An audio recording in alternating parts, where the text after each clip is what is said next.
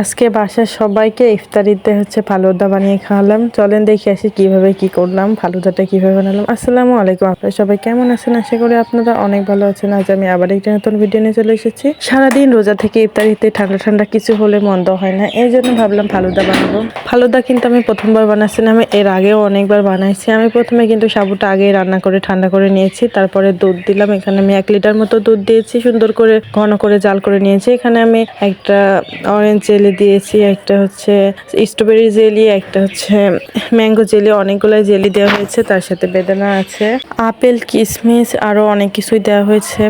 যত ভালো কিছু দেওয়া যাবে ততই টেস্টটা বেশি হবে। আসলে যত গুড় দেবে ততই মিষ্টি হবে। পরিমাণ মতো চিনি অ্যাড করেছি।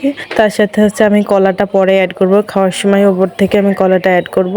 আর এইদিকে যে আমি সুন্দর করে মিক্স করে নিব। এটা আগে থেকে বানিয়ে রাখছি, এটা আমি প্রায় 2টার সময় বানাইছি। এটা ফ্রিজে রেখে খেলে অনেক মজা হয়, আর ফ্রিজে রেখে খেলে ঘনত্বটা অনেক বেশি হয়ে যায়। তার সাথে আমি এখানে অ্যাড করলাম একটা আইসক্রিম, 2টা আইসক্রিম। এই আইসক্রিমটা দেওয়ার কারণে কিন্তু সুন্দর একটা ফ্লেভার আসবে, আর আইসক্রিমটা দিলে একটু ক্রিমি ক্রিমি লাগে, খেতে অনেক ভালো লাগে। এই জন্য আমি আইসক্রিমটা ব্যবহার করেছি। আর আইসক্রিমটা কিন্তু গলতেছিল না, পরে আমি হাত দিয়েই গলিয়ে নিয়েছি, আর অত সময়ও ছিল না। আর আমার ভিডিওটা ভালো লাগলে অবশ্যই লাইক, কমেন্ট এবং শেয়ার করতে ভুলবেন না, আর অবশ্যই আমার পেজটি ফলো করে রাখবেন। ধন্যবাদ।